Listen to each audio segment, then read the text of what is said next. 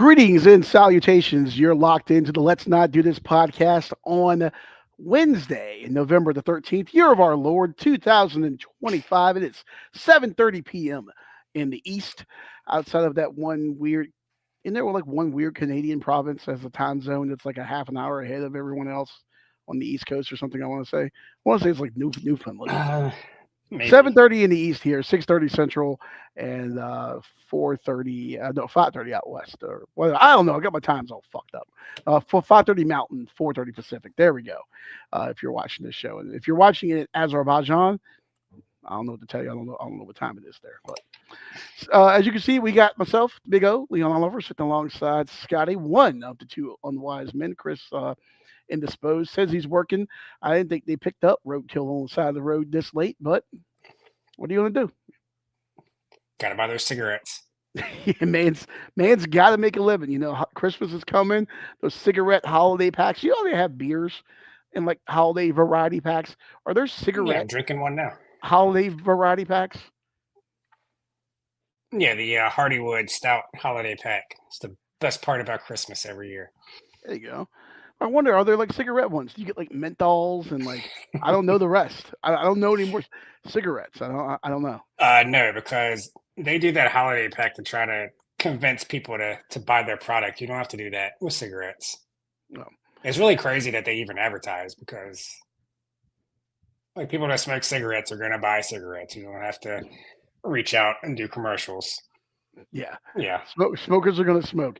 You mentioned convincing people to buy things.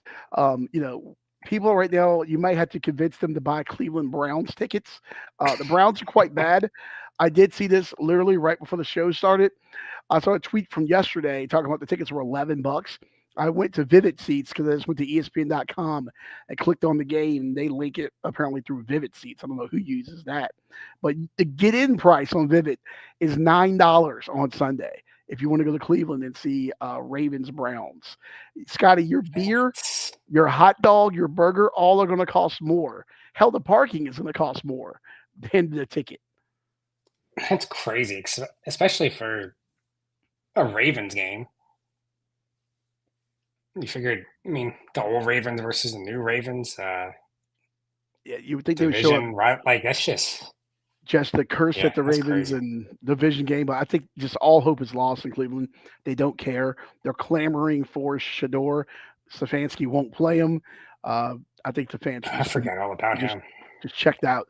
And I'm sure it's cold as hell all over America. I'm sure it's just going to be even more cold and miserable than it normally is in Cleveland. So stay inside. There's no point. Yeah. I gotta imagine, especially when they're losing, that the later the season goes on, the cheaper those tickets are going to be. Though I did see some BOGOs pretty soon. Put them at Costco. 4-pack of Browns tickets. Yeah, a holiday pack of tickets for the Browns. I did see the article from last month where apparently the Browns owner Jimmy Haslam said that the tickets at the new stadium that they're getting, the Dome, it's going to average $200. I'm like, good luck with that, Chief. I don't think most Clevelanders make $200 a week. So good luck with that, Chief. Have fun. Yeah, start winning some games and maybe. But yeah. All right, well, speaking about winning games, the Jets have been winning some games, Scotty. They've reeled off 2 in a row for the Jets, Jets. They are on the road Thursday Night Football tomorrow, 8:15 on Amazon Prime, taking on the streaking Patriots. Drake Maye's boys, 8-2 on the season. They've won 7 in a row. Big number here. New England laying the 13.5 at home, and the total set at 42.5. Notice anything different about the Patriots, Scotty? On this graphic? Yes. Or just in general? I don't know if I've seen those jerseys before. Those are part of the Nike Rivalry edition series. They'll be debuting those. The Patriots are calling them their Nor'easter uniforms. And I kind of like it. If you saw the graphic on YouTube, the thumbnail for this show, I went with a little bit of a New England winter storm kind of feel with the crashing waves and the lighthouse. I actually hate most of those uniforms, but this actually works for New England. It feels very Mariner and fog and storm. I actually really do like it. I just wish that it would there was some wintry weather in the mix tomorrow, but I don't think there is in Foxborough. Yeah, I don't hate them. I like the helmet. Yeah, not bad, not bad. So Jerseys aren't bad. Drake made the boys breaking those out. 8:15. Chris is not here, so I know you have Chris's pick. Do you want to start off with his and then transition to yours? Yeah, he is going with Oh, the Jets. I'm sorry. We Good. always. I'm sorry. I'm sorry to cut across you. I always skip it. The picks. No, the picks. Yeah, I'm Yeah, sure you do. the standings. Yeah, yeah. Standings not so good right now. I'm bringing up the rear in college football at 24-31.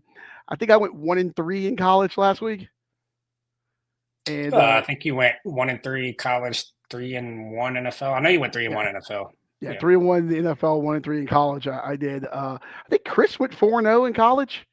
he went 4-0 in college. I went 3-0-1. Got the push with the LSU. So yeah, Chris at 27, 26-2.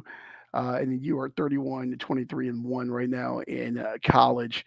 Moving over to the National Football League, you and Chris both at 19-22. Yeah, so you got And to move yourself to first there. oh yeah, You're ahead by a half game. math is not my forte. Okay, I know you're not used to winning, but yeah, I'm like the Browns. I don't know how to win. So I consider myself an NFL guy, but I don't know, man. I feel like I'm just getting better reads on college. I watched more NFL. Maybe it's over analysis. I know I'm overthinking everything. I'm sure Yeah, I'm overthinking especially the last everything. few weeks, I've been bad in NFL. Yeah. Because usually my player props will save me, but not so much the last couple of weeks. Yeah, well, they're saving you from the basement where I'm in right now because you're 50, 45-1 on the year overall. Chris is 46, 48-2, and I'm bringing up the rear at 43, 52-1. If this was golf, I'd be ahead though, lower score, So I got that going for Sure. me. But all right, let's transition back over to Foxborough Thursday night football. New England 8-2, Jets 2-7. You were starting off with Chris's pick here. Oh yeah, he is taking the Jets plus the 13.5. I'd imagine he just thinks this is too big of a number with the Thursday night game. The Jets are, I guess you can say, they're playing better. Maybe a sleepy game for the Patriots.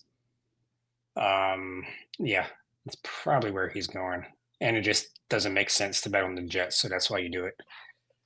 I think that was his rationale last week. Picking the Raiders. Yeah, and which Yeah, worked for him. So yeah, I bet on the Raiders last week too. So, but yeah, I so you can get a 12.5 if you want to go to Patriots. I might end up doing that. That's not going to be my podcast bet. I'm going with the player prop, but this is a big number for any NFL game, especially a division Thursday night game. But I do think maybe the Patriots, Drake Maye, he is I don't know if he's still the MVP front runner. I know he was at one point. as of this afternoon, when I looked it up, he was the front runner. I think the odds were like plus 275. I want to say was the Yeah. consensus for him. And she's there. So now he's on prime time. Everybody's watching. I think he's going to want to show out. Mike Vrabel, no love lost for the Jets, I'm sure. So they might want to run it up and put up a bunch of points on the board. So I don't know. Usually on these night games, I'll do a player prop on each side and then either a side or total. The total scares me. I do think the Patriots are going to put up some points. I don't know what the Jets are going to do. I don't even know. They haven't announced a quarterback yet. Yeah. So the total I'm staying away from. I think I would take that Patriots minus 12.5 just because I do think they're going to try to show out in prime time. But from a podcast bet, my favorite bet in the little research I did this afternoon, I'm going Brees Hall under 59.5 rushing yards. Ooh, don't hate that. Yeah, he's hit this in the last two, but the Patriots give up the least amount of rushing yards in the league. I think they're sixth in yards per rush. They haven't given up more than 53 yards to anybody rushing this year. And they played some decent running backs. They've played Achan 30 yards, James Cook 49 yards, Quinshon Judkins, 19 yards, and Bijan Robinson, 46 yards. Last week, actually, Sean Tucker, he has the highest rushing total of anybody with 53 against the Patriots this year. Wow. And I'm sure that was probably because they were worried about that passing game. They don't have to do that this week. They're going to load up against the run, make them pass the ball. Short week, so Brees Hall probably doesn't even want to be there anymore. So how much is he even going to be in the game? Maybe they mix in some Isaiah Davis, and probably going to have to be throwing the ball a lot anyways. So, I really like this under 59.5 rushing yards for Brees Hall. One of my favorite bets I've made this year. So that probably means it's going to lose. But, I really like the under 59.5. Where'd you score that one at? Is it not there anymore? I got it on ESPN bet. Nice. Okay. ESPN bet maybe an hour ago. Okay, I was asking because I'm definitely going to tail you on that because you mentioned New England, their stout rushing defense. They give up 79.2 yards a game on the ground. That's best in the NFL. The team record was 88 yards per game, and that was back in 2016. This New England team, I mean, they're surging. Listen, what's at stake for them? It's a sleepy Thursday night game, but it is a division game against a rival. A win takes you to 9-2, guarantees the first winning season since 2021 when they went 10-7. They would also move to 4-0 against the AFC East, which would be their best division start since they started out at 5-0 back in 2019. So, they got some things to play for there. And as we get later in the season, we're looking more and more for, home field advantage, division, all that stuff. You got to win these games that you're supposed to win in situations like that to start stacking those chips toward that. This total is huge, though. I just don't like it because I could see a situation where they could take their foot off the gas in the second half. They don't have to prove anything, I feel like, in this game. This is just a let's win, do what we got to do, take care of business, and move on situation here. And I like the over in this game, though, at 42.5. The Jets will turn the ball over a bit now, albeit not from the interception standpoint.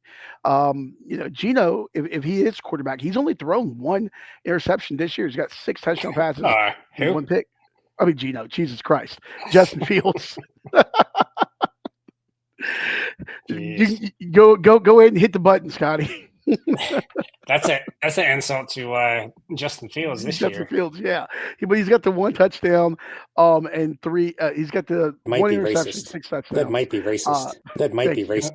I can't stop it. Right. Right there, David Duke.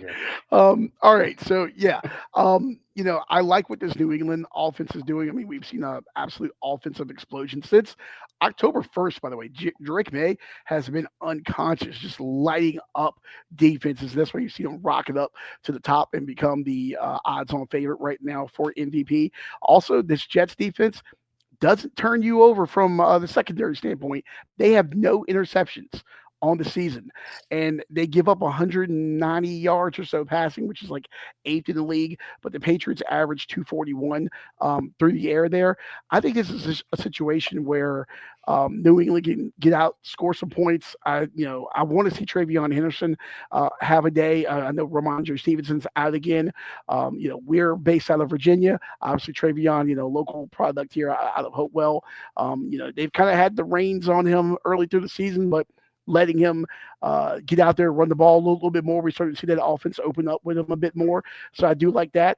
If the Jets do get into the red zone, though, New England's red zone defense is the worst in the NFL. So there is an opportunity for the Jets to score if they can get down there to contribute to this. So I'm going to go with that over 42.5 right now in this game. And I think the total – wasn't the total originally like 45 and then came down to 43.5 earlier in the week? And right before the show, it's at 42. So somebody may know something I don't know. Maybe I'm walking into a trap here, but give me the over 42.5 in this one.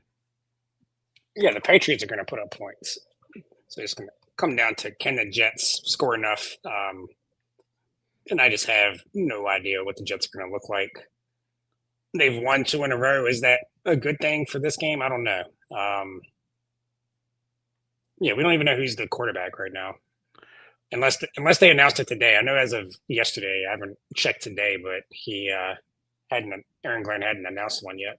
I hadn't seen anything before I got on here this evening. And another thing too, a game like this, special teams can make a difference in score.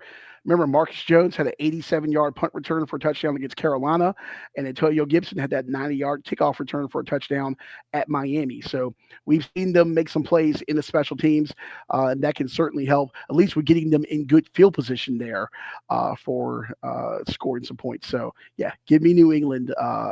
Give me the over 42.5, but heavily toward New England contributing to that number there. All right, let's. If I had to bet a total, it'll probably be the over, but yeah, I'm not confident in it. Moving over to college football, Troy at ODU. Do either of you or Scotty, you or Chris have this one on your card? No, I'm surprised Chris didn't go with this one.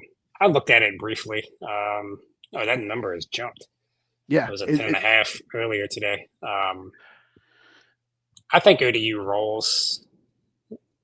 If you look at their losses, one was against Indiana, that doesn't count. But it was Marshall and was it JMU?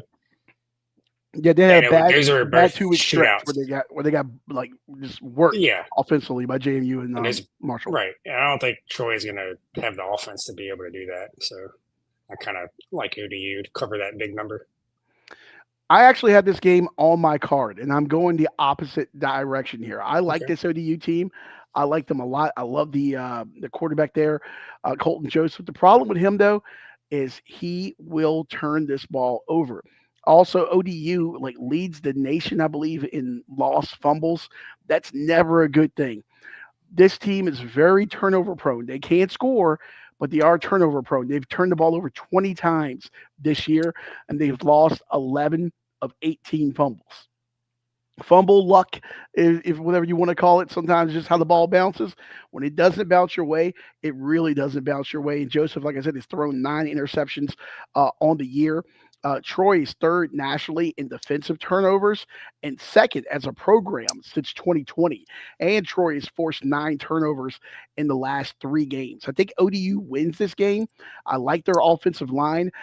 They're only one of 12 FBS schools where all 5 linemen have started every game of the season. So they've had some continuity there. Colton Joseph's averaging 316 a total offense through the air. I think ODU wins this game comfortably, but I think those turnovers are going to keep Troy lingering in this one. So especially when that number moved up to 12.5 this afternoon, give me the Trojans plus the 12.5 there in Norfolk. And by the way, they're doing some cool stuff for this game. Apparently, ODU is 4-0 this year at SB Ballard Stadium, Powhatan Field, which they are calling the Castle. I learned that this afternoon.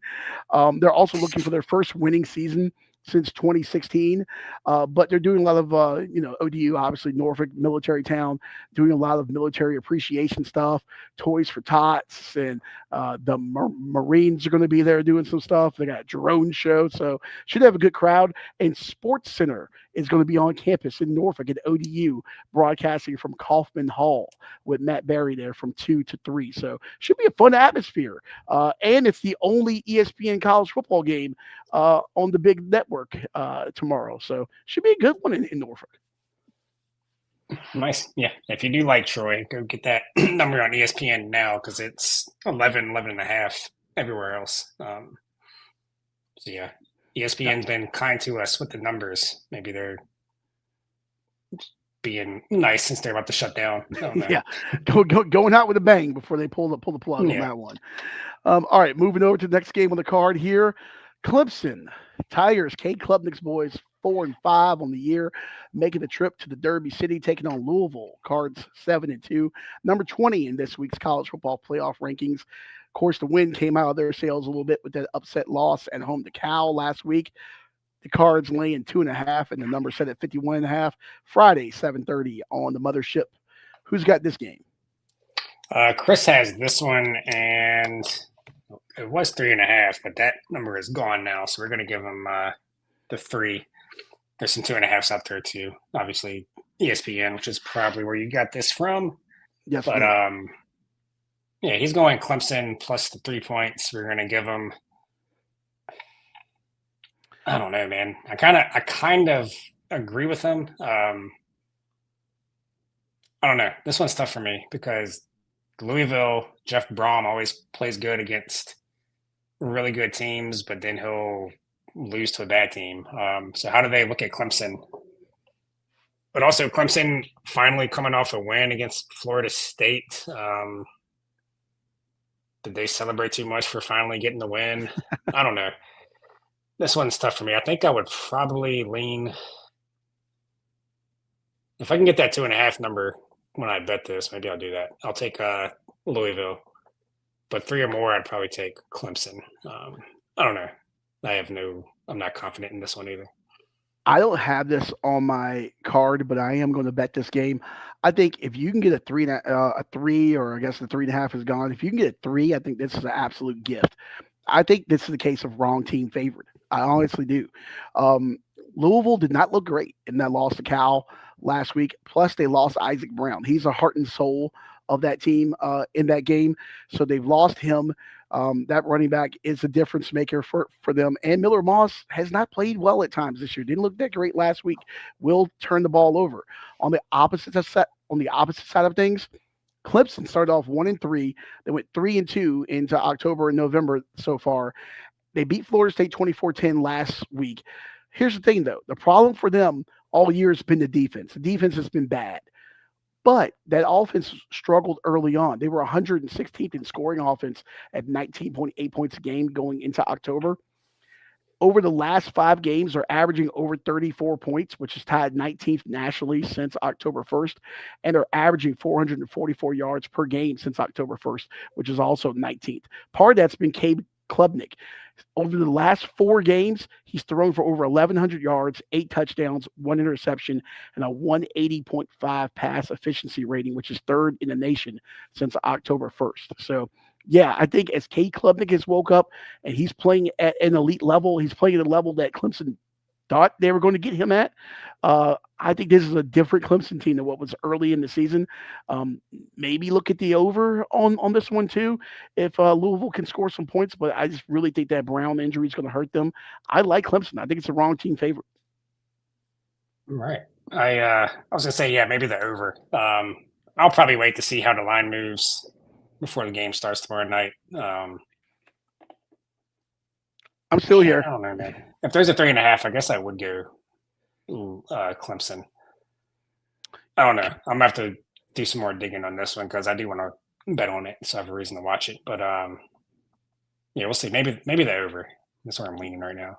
Reason to watch it. It's Atlantic Coast Conference football. Well, I have some skin in the game. I'm gonna watch it anyways, but yeah. Also, man, like just you talk about a situation where everything's in front of them, especially, Georgia Tech getting that loss against NC State, and then Virginia getting the loss. Miami's kind of out of the championship conversation, really, in the ACC.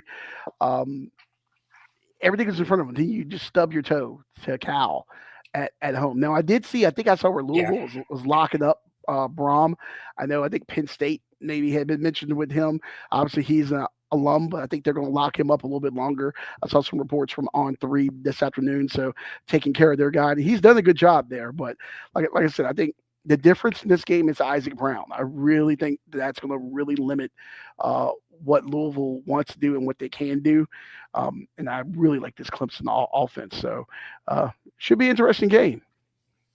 Yeah, you never know how teams with a devastating loss like that are going to react. Yeah. They're either going to bounce back or they're going to just be devastated. Yeah, because at this point, I mean, like, if you're Louisville, it's a question of, like, motivation. Yeah, you can still get to a 10-win season. You're kind of playing for pride now. You're not really in that ACC title mix. I mean, you kind of want to finish up the season, maybe get to 10 wins. Obviously, you want to beat Kentucky at the end of the year and win your state. But, maybe some of these guys start thinking about portal or something, where they want to go, or they want to leave and go to the draft. Once that motivation takes a little bit of a shot, you got to wonder where the mental state is. They're still in the ACC race, aren't they? They had those 2 losses. I think, if a bear shits in the woods and if an eagle crosses the river, and, there's like scenarios to put them there, but they don't hold their fate in their own hands. Yeah, I think if they win out, I feel like they're going to get there. I don't know. The ACC is a dumpster fire right now. UVA is going to lose at least one more. Could be Saturday at Duke, which is the Yeah, Blue Devils went out. And the Blue Devils, by the way, I know they don't lead the state of North Carolina again this year. I think Duke's last few games are at home. So I mean, that's a situation where if Duke wins out, they okay. control their own destiny, and that's a chaos scenario for the ACC, where you could potentially have an ACC champion Duke. Let's say they make it to the title game and beat Georgia Tech. You could have an ACC champion Duke be ranked lower than a G5 champion and not make the playoff. Yeah, I didn't realize. I just looked. I didn't realize how many one-loss in conference teams there were in the ACC. There's Yeah. 5 of them. So You yeah, know, they, maybe not. Maybe not Louisville. they used to talk about coastal chaos with the coastal division. They eliminate divisions, and now it's just conference chaos, top to bottom, in the ACC. So Yeah. Oh no, Georgia Tech has to play Pitt. They're both one loss, so that would be something. UVA and Duke this week. That'll be another 2 losses. SMU. What is SMU doing? I forget what SMU. SMU's got Louisville. So yeah, Louisville not completely out of it yet. They got a shot. It's on life support. All right, moving over to the next one. Minnesota, the Golden Gophers, quietly 6-3. I feel like no one has talked about this team like at all year long. Look, yeah, he can post, but he can't join. Good job, Chris. Yeah. Get out of here. Go pick up some more raccoons on the side of the road. Make you a night shoot. Yeah. Oregon, the Ducks, number 8 in the land, 8-1. They got Minnesota coming into town. By the way, it should be cold and rainy. Pretty much a repeat of the game that we just saw them play against Iowa last week in terms of weather conditions. But Oregon, no stranger to those conditions in the Pacific Northwest. So we get to see some Ducks and Beavers do battle in the cold rain, which is their, Ducks and Beavers, Ducks and Gophers. Jesus, I'm thinking about earlier in the year. Ducks and Gophers do battle. Sure, that's what you're thinking about. Yeah, in the rain there. So their natural habitat. 25.5, big line on this one for a conference game. And the total set at 44.5. What say you? Yeah, not too much analysis on this one. Oregon clearly is the way better team. Minnesota has been terrible this year, especially that offense. But I'm taking this spot here. That's a big number, 25.5. I am taking those points with Minnesota, like I said, mostly for the spot. Dante Moore did impress me at the end of that game. First time I've been impressed by him this year. Had some big throws to come back and beat Iowa. Was it 18-16, I think the score was? Yes, they got that late field goal, 18-16. Yeah, so I kind of nailed that game because I said it would be a close one. I bet Iowa. But, yeah, I think they got pretty beat up last week. That was a physical game. Anybody that goes into Iowa is going to get beat up. So I think they're going to be a little sore coming back home. Even though Minnesota is terrible, I just think this is a bad spot. I don't really see how they really get up for this game. They're going to win by probably 10 to 14, 17 points, something like that. But yeah, I think maybe Minnesota starts off a little fast, maybe even gets an early lead, and then Oregon just cruises in the second half. But yeah, that's just this spot. After that game at Iowa, they got USC up on deck, and I think at Washington after that. So, yeah, complete letdown spot here. And it's not going to matter because they're still going to win the game. But, yeah, I just see Minnesota, as bad as they are, I think the defense would be good enough to keep this under that number. And I'm taking Minnesota plus the 25.5. I don't hate that. I'm actually betting that myself. Big reason. Minnesota, they can get after the quarterback, and if it's cold, rainy conditions, maybe they can get a strip sack, a couple turnovers or something there. They do have their edge, Anthony Smith. Look, this guy's going to be playing Sundays and making a lot of money here soon. 6'6", 285. He's got 8.5 sacks. That is tied for the Big Ten lead there. 11 tackle for losses, 5 quarterback hits. He's got 4 sacks in the last 3 games there. But Minnesota has been atrocious away from Huntington Bank Stadium. 0-3 on the road this season. In those 3 road games, they were outscored 110-20. 110-20 in those three road games. They lost 42-3 at Ohio State, 41-3 at Iowa, and then 27-14 at Cal.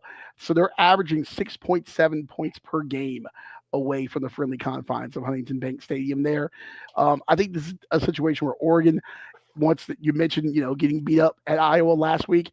Plus, they have one less day because remember this game is on a Friday. So coming back home, they're going to do enough to win comfortably.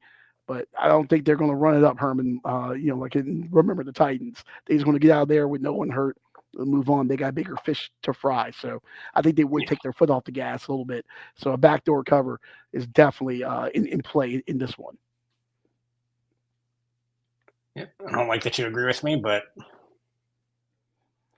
let's go Golden Gophers. It's the Golden Gophers or just the Gophers? Golden Gophers. Hell of a hockey program. And not so much football-wise. So 6-3, I mean, it's not terrible. But I don't know. That M on their helmet is way too big. Oh, yeah. They love – you should see the gargantuan gopher that they have that takes up the side of the helmet when they wear that one. Interesting stat, though. They're not going to win this game, but P.J. Fleck is 6-4 after bye weeks, excluding – the COVID year in 2020, because no stats matter, nothing really counts from that season. So they're coming off a bye. They've had the extra rest after they beat Rutgers, so they got some time there to rest and get up for this game. So yeah, and this is their Super Bowl. Also, they got at Northwestern, at home against Wisconsin. Who cares about those two teams? Hey, yeah, this is their Super Bowl. Wisconsin, that's I think the longest continuously played FBS rivalry, the battle for Paul Bunyan's axe. They got the shit kicked out of them by their other rival, Iowa, in the battle for the Florida of Rosedale. So, yeah, this will be their Super Bowl. So, all right. Well, moving on from that one, those are our picks this week for NFL on Thursday night and college football Thursday and Friday night. Oh, one more thing, too, I wanted to mention. I forgot to mention on that Troy game. They are getting their quarterback back. He was injured. I think he's only played like 2 games this year. One of the all-time names in college football. If I can go back to it, I don't want to get it wrong. The Troy quarterback? Troy, yeah. Troy getting their quarterback. So he's going to be rusty. Well, both quarterbacks are playing on seeing time. Their coach did say this week. I was looking at some of the quotes. Goose Crowder, that's his name. He hasn't played since getting injured against Memphis on September the 13th. Goose Crowder. And the other quarterback, Tucker Kilcrease. Tucker Kilcrease. He's also the most sacked player in the Sun Belt. He's been sacked 26 times. Well, what's good for the goose is not going to be what's good for the gander. Go ODU. Yeah. Then also, hey, make sure to join us Saturday morning. We're going to talk a little. We'll get into getting lines. We'll talk about this game more. But Commanders in Madrid, in Spain, taking on the Dolphins there. Get some paella, Marcus Mariota, and enjoy yourself. Both teams 3-7. So we'll talk about that and a bunch of other games Saturday morning back here at 9 a.m. and get you ready for the upcoming weekend in NFL and college football. Scotty, before we get out of here, language, that's Chris. Great. Language, and also, yeah, that's what you want to do. You want to comment on YouTube while driving. Hey, that's okay. We don't condone it, but if you want to comment while you're driving home, knock yourself out. We'll allow it. Yeah. New York Football Giants making a change this week, firing Brian Dable. The rumors have already started, Scotty, about is he going back to the Big Blue? Bill Belichick, of course, former defensive coordinator there under Bill Parcells. And I love this picture, by the way. You have him staring into the abyss at his younger self. He was Bill's right-hand man, and now he's Jordan's right-hand man. So was his girlfriend alive when the picture on the left was taken? I believe this picture was from the 86 season, I want to say. No. Yeah, I believe they beat the Broncos that year in the Super Bowl. I think it was like 42-10 or something like that. I remember this because my dad told me that I was rooting for the Giants in that Super Bowl. That I don't remember anything about it, but he says that's the first football game he ever remembers me watching. I was 1, so I don't remember that. I didn't start remembering football games. I think I was 4, my first memory. football game, maybe 5. Yeah, but Yeah. any just your initial thoughts? Any chance Bill could go back? Actually, before you give me your thought, a couple clips here, real quick. Where is it? Here we go. This from Julian Edelman on his Games with Names podcast. They fired Brian Daboll week 10 after Giants lose that 10-point fourth quarter lead to the Chicago Bears.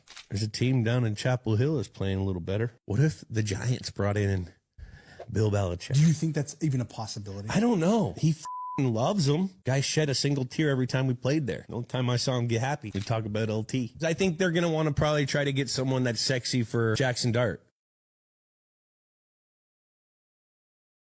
Yeah, no, no, it can't happen with that young quarterback there. I mean, you see, UNC is playing better the last couple of weeks, but I mean, it has not been a success down there in Chapel Hill.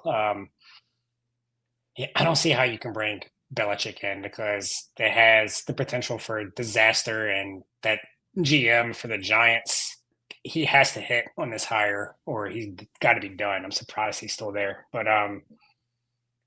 yeah, I don't know if I would hire Lane Kiffin, but I can see them hiring Lane Kiffin. The only reason why I say no is because I don't love the idea of you bringing a young quarterback's college coach in to be your head coach, because it kind of just leaves that door open for like favoritism, even if it's not favoritism. Other teammates might think it is, because basically that Jackson Dart will basically have gotten him that job if he gets it. So how is he going to tell him anything? That's the only thing I'd be worried of. I don't know their dynamic, so I could be completely wrong.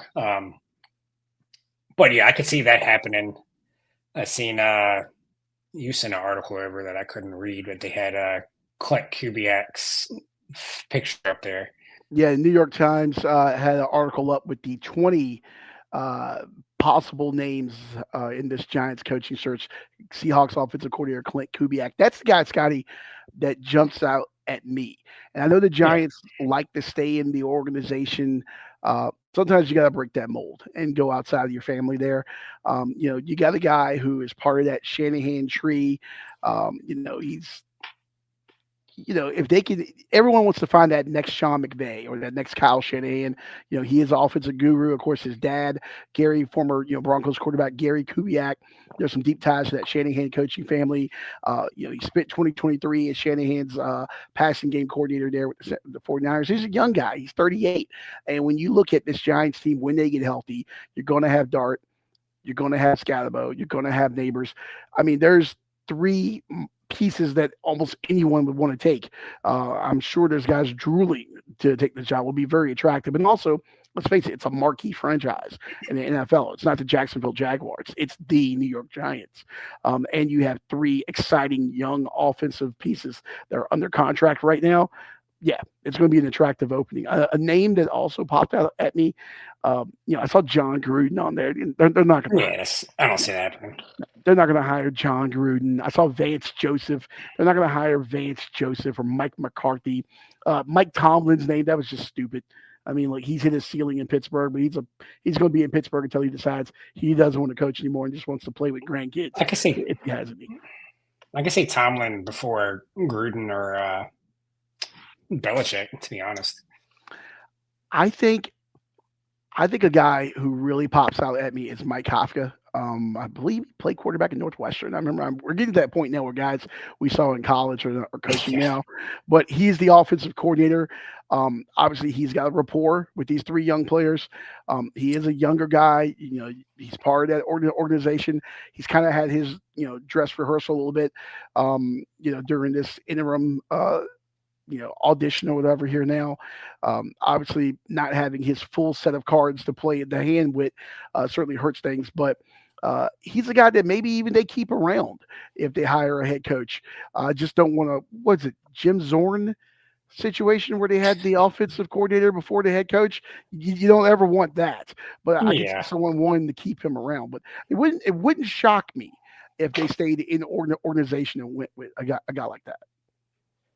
Yeah, I would say I like Kubiak also. That Seattle offense is just crazy right now. But also, I forget who it was on ESPN talking about how the ball shouldn't have been fired. Yes, he absolutely should have been. They're saying, oh, you got a young quarterback. You got to at least give him a chance with a young quarterback. He was going to get Jackson Dart murdered on the field. I forget how many running plays, but it was like more than probably anybody else, especially in that short period of time. And they said he's been checked for concussions 4 times. Add that to the fact that you have him out there running in a tent and yelling at the doctor to get him back on the field. Like, you can't do shit like that. Like, you have no regard for his safety. He was not going to survive another year with him. So, yeah, they had to get him out of there, especially when you're blowing leads every week. Yeah, it should have been gone. The double-digit leads, those losses just absolutely kill you. You can't blow double-digit leads consistently and keep your job. And why is Russell Wilson your backup? As soon as he comes in, he should not be anywhere near a football field right now. Unless he's coaching. Well, we won't have to worry about him this week. Jameis Winston getting a start for the New York Football Giants, which hasn't been official that Dart's out, but it definitely looks like it. Yeah, it looked like he's going to be out. Looks like Jameis is going to get the start. That alone is worth the price of admission, because Jameis is the only guy that can go out and throw for 400 yards and 5 touchdowns, or he could throw for 40 yards and 5 interceptions. No matter what it is, though, it's going to be fun to watch. Another cult hero for New York to get behind. Go from DeVito last year to Jackson Dart this year, and now Jameis Winston. At least they have fun quarterbacks to root for. Yes, it's very true. It's very true. So, all right, should be interesting to see what happens with them. Also, one thing I will say, that article mentioned Chiefs defensive coordinator Steve Spagnuolo as well. They had interviewed him, I want to say like 2016, 2018. Obviously, he didn't get the job. But when you look at the Giants' defense, that front 7 is good. And then you have, Kayvon Thibodeau, who before the season, everyone probably thought was going to get moved. He didn't. He's starting to play like the player they thought they were getting. And you have Abdul Carter as well. The sacks haven't come, but he's pressuring the quarterback. You got some defensive pieces that you can build something around. So if you can get a defensive coach to shore up things on that side of the ball and keep maybe a Kafka as an offensive coordinator to work with, your triplets junior, I'm going to call them, because the Cowboys had the triplets. That could be an interesting mix there. Yeah, maybe. I just don't see them going that route. I see them going a younger offensive guy for Dart, just because the GM is on his last leg. He's got to hit. Got to be somewhat exciting, have a chance for the future. Cliff Kingsbury? He might not even be a candidate the way this year's going. But maybe. But yeah, Kubiak, Lane Kiffin, I think those are 2 good choices. I don't see Belichick or Spagnuolo. Unless there's other guys turning them down, maybe. I saw in their like wild card mix on there too was Marcus Freeman. Notre Dame. Marcus Freeman is not going to coach. Yeah, the New York where did that come from? I have no idea. I didn't see. I'm a headline reader. I usually don't read the articles, but it just said he was getting NFL interest. Is it just the Giants, or it made it seem like it was other teams too? I'm sure all these, I'm sure there's NFL interest. I'm sure all these, top college coaches get the tires kicked to the agent. There's some preliminary phone calls. You do your background and your due diligence, because you never know. You might have to go to your 5th choice or whatever, and you pivot and go, and then you can spin it. Hey, we just took one of the top college coaches. We're going to build young and upside. I don't know, but I don't think that guy's ready for that yet. Yeah, but also I didn't think that Notre Dame team was that good last year, and he got all the way to the championship. So I don't know. Maybe he is a really good coach. Who knows? We'll see. We'll get a good look at them on Saturday as they travel to Acrisure Stadium to take on the Pitt Panthers. College game day there. And remember, ladies and gentlemen, ACC, Notre Dame, not a member for football, member for everything else except for hockey, of course. But so not a conference game. Pitt could still drop this one. And Pat Narduzzi even said in his press conference this week, it's not a must-win game. I'm like, yeah, that went around Twitter. Everybody talking shit about him saying that. I mean, he's right. He's absolutely right. But You don't say that. Yeah, you just say every game is a must-win game. Yeah. And you move on to the next question. Yeah. But hey, maybe you had one too many Iron City Lights, which, by the way, that's one of the best cheap beers in America. You give me an icy light, and you give me a Permane Brothers sandwich, I'm Pittsburgh good to beer. go. Yes, Okay. it is. It is not even a Pittsburgh beer; it's the Pittsburgh beer. I'll take you there sometime. We'll get the Iron City Light. It'll be great. We'll go to Fatheads and get some wings. Pittsburgh, I love you. Well, I used we'll to chloroform hate you. Chris and make him come, put him in the back seat. Well, it was a smoky old steel town, and he smokes and he's old, so we could just drop him off there. He'll fit in perfect. So, all right. Pittsburgh is one of the few places I've ventured off to. It's not that bad. I like it. I like it. It's got its charms. I could live there as long as the penguins get contracted. I could live there. That'd be great. All right. Well, that'll do it. Put a bow on things. No Getting Loose with Leon episode this week. Obviously, F1 is off. NASCAR is done. We'll have one of those for you next week as F1 heads to Sin City. By the way, Scotty, F1 next race in Las Vegas, 11 p.m. start time. That Las Vegas race. That's actually kind of cool. I might actually maybe tune in then. And try to get that international market and try to hit all those windows. So 11 p.m. start time there. But we'll have that for you next Thursday. We'll break down the Las Vegas Grand Prix. But join us back here Saturday morning, 9 a.m. for Doing Lines. We'll get you ready for the upcoming week of NFL and college football with our picks for Saturday, Sunday night, Monday night football, all that good stuff. So, all right. Well, it was fun. We're going to get out of here and watch some basketball. I got some ranch water to drink. Okay. And Chris has roadkill to put in his car. See ya. See ya.